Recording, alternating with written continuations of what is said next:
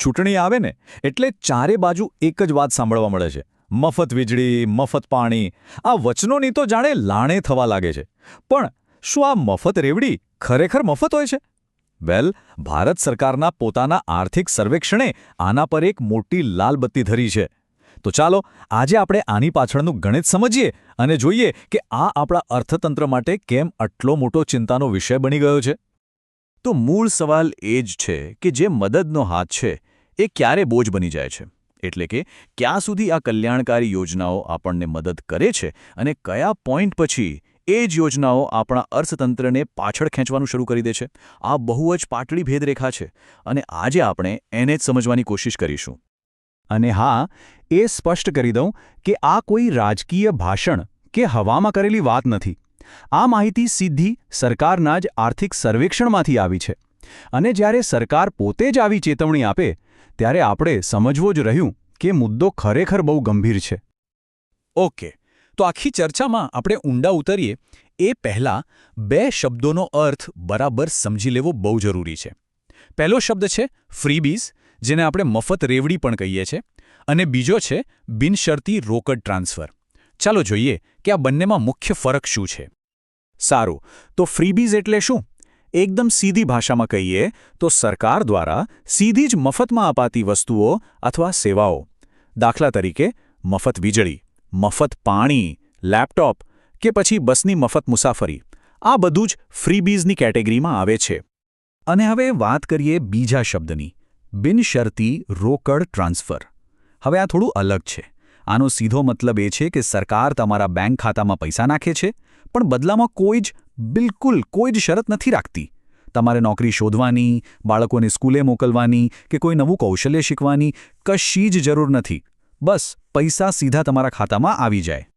સાંભળવામાં તો આ બધું બહુ સારું લાગે, નહીં? કે મફતમાં બધું મળે, પૈસા મળે. પણ દરેક સિક્કાની બે બાજુ હોય છે. અને આની બીજી બાજુ છે એક છુપી કિંમત જે આપણે ચૂકવીએ છીએ.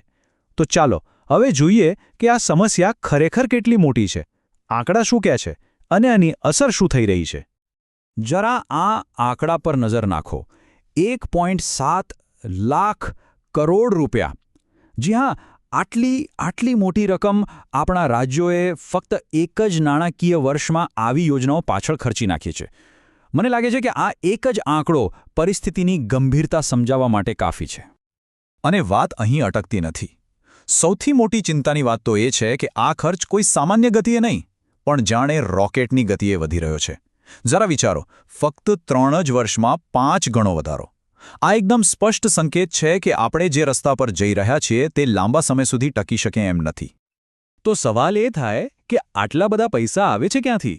અને વધુ અગત્યનું, એ જાય છે ક્યાં? જુઓ, સરકારનું બજેટ પણ આપણા ઘરના બજેટ જેવું જ હોય છે, મર્યાદિત. હવે જો એ પૈસા આવી મફત યોજનાઓ પર વપરાય તો એને કહેવાય મહેસૂલી ખર્ચ, એટલે કે ટૂંકા ગાળાનો ખર્ચ. પણ જો એ જ પૈસા નવી શાળાઓ, હોસ્પિટલો કે સારા રસ્તાઓ બનાવવામાં વપરાય તો એ કહેવાય મૂડીગત ખર્ચ, જે દેશ માટે એક લાંબા ગાળાનું રોકાણ છે. અને પસંદગી હંમેશા આ બે વચ્ચે જ કરવાની હોય છે. અને આ પસંદગીની નકારાત્મક અસરો હવે દેખાવા પણ લાગી છે. એક તો રાજ્યો દેવાના ડુંગર નીચે દબાઈ રહ્યા છે. બીજું, જે પૈસા સ્કૂલ, હોસ્પિટલ જેવા વિકાસના કામોમાં જવા જોઈએ તે ત્યાં પહોંચતા જ નથી. અને સૌથી નવાઈની વાત તો એ છે કે આટલા રૂપિયા ખર્ચ્યા પછી પણ શિક્ષણ, પોષણ કે ગરીબી ઘટાડવામાં કોઈ નક્કર ફાયદો દેખાઈ નથી રહ્યો. ઉલટાનું એક ચિંતા એ પણ છે કે ઘરે બેઠા પૈસા મળવાને કારણે કદાચ મહિલાઓની કામમાં ભાગીદારી પણ ઘટી શકે છે. તો આનો મતલબ શું એવો થયો કે સરકારે ગરીબોને મદદ કરવાનો જ બંધ કરી દેવું જોઈએ? ના, બિલકુલ નહીં. વાત મદદ રોકવાની નથી. સમસ્યા મદદમાં નથી, પણ મદદ કરવાની રીતમાં છે. તો ચાલો હવે એક વધુ સારા રસ્તાની વાત કરીએ, કલ્યાણમાં સુધારણાની વાત કરીએ. આર્થિક સર્વેક્ષણ આનો એક ખૂબ જ સ્પષ્ટ ઉકેલ સૂચવે છે. અને એ ઉકેલ છે સહાય રોકવાનો નહીં, પણ તેને શરતી બનાવવાનો. એટલે કે શરતો વિના પૈસા આપવાને બદલે કેટલીક સારી શરતો સાથે પૈસા આપો. આને જ અંગ્રેજીમાં કન્ડિશનલ કેશ ટ્રાન્સફર કહેવામાં આવે છે.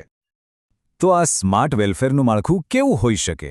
જુઓ, મુખ્યત્વે 3 વાતો પર ભાર મૂકવામાં આવ્યો છે. પહેલું, શરતો જોડો, એટલે કે પૈસા એવી શરતે આપો કે બાળકો શાળાએ જાય અથવા પરિવારના લોકો હેલ્થ ચેકઅપ કરાવે. બીજું, દરેક યોજનાની એક અંતિમ તારીખ નક્કી કરો, જેથી એ અનિશ્ચિત કાળ સુધી ચાલ્યા ન કરે. અને ત્રીજું, નિયમિત રીતે એની સમીક્ષા કરો કે ભાઈ આ યોજનાથી ખરેખર કોઈ ફાયદો થઈ પણ રહ્યો છે કે પછી બસ પૈસા જ વેડફાઈ રહ્યા છે. અને તમને કદાચ એવું લાગશે કે આ બધી વાતો તો ખાલી કાગળ પર જ સારી લાગે, પણ એવું નથી. આ કોઈ નવો કે કાલ્પનિક વિચાર નથી.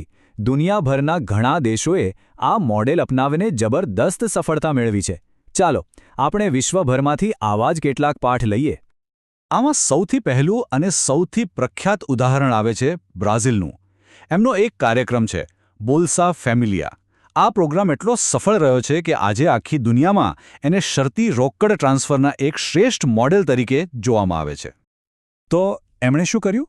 શરતો એકદમ સરળ રાખી. બસ 2 જ મુખ્ય શરતો. તમારા બાળકો નિયમિત સ્કૂલે જવા જોઈએ અને એમનું રસીકરણ પૂરું થયેલું હોવું જોઈએ. બસ આટલું કરો અને સરકાર તરફથી તમને આર્થિક મદદ મળે. અને એનું પરિણામ શું આવ્યું? બ્રાઝિલના શિક્ષણ અને જાહેર આરોગ્ય બંનેમાં એવા સુધારા આવ્યા જે માપી શકાય એવા હતા. એકદમ નક્કર પરિણામો. બ્રાઝિલ પછી આવું જ એક બીજું સફળ ઉદાહરણ આપણને મેક્સિકોમાં જોવા મળે છે. એમનો કાર્યક્રમ હતો પ્રોગ્રેસા, જે પણ આ જ સિદ્ધાંત પર આધારિત હતો. અહીં પણ શરતો લગભગ એવી જ હતી. બાળકોની સ્કૂલમાં હાજરી અને આખા પરિવારનું નિયમિત હેલ્થ ચેકઅપ. અને પરિણામ? અહીં પણ જબરદસ્ત સફળતા મળી. મેક્સિકોના શિક્ષણ, આરોગ્ય અને પોષણ ત્રણેય સ્તરે ખૂબ જ મોટો અને સકારાત્મક સુધારો જોવા મળ્યો. આ બંને ઉદાહરણો એ વાત સાબિત કરે છે કે આ મોડલ ફક્ત વાતોમાં નહીં પણ વાસ્તવમાં કામ કરે છે. તો આ બધી ચર્ચા પછી, આ બધા ઉદાહરણો જોયા પછી આપણે કયા અંતિમ તારણ પર પહોંચી શકીએ? આ આખા વિશ્લેષણનો સાર એક બહુ જ સરળ પણ શક્તિશાળી સિદ્ધાંતમાં છુપાયેલો છે. અને એ સિદ્ધાંત આર્થિક સર્વેક્ષણના આ એક વાક્યમાં સમાઈ જાય છે: પરિણામો વિનાનું કલ્યાણ નાણાકીય રીતે ટકાઉ નથી. આનો સીધો અને સ્પષ્ટ મતલબ એ છે કે જો કોઈ યોજનાથી સમાજમાં કોઈ હકારાત્મક અને માપી શકાય એવો ફેરફાર ન આવતો હોય તો પછી એ યોજના દેશ પર માત્ર ને માત્ર એક આર્થિક બોજ બનીને રહી જાય છે. અને અંતે હું તમને બધાને એક સવાલ સાથે છોડી જવા માંગુ છું. એક તરફ લોકોની તાત્કાલિક આજીવિકાની જરૂરિયાતો છે અને બીજી તરફ દેશનો લાંબા ગાળાનો ટકાઉ વિકાસ છે. તો સરકારોએ આ બંને વચ્ચે સંતુલન કેવી રીતે સાધવું જોઈએ? આ જ કદાચ આજે આપણી જાહેર નીતિઓ સામેનો સૌથી મોટો અને સૌથી મહત્વનો પડકાર છે.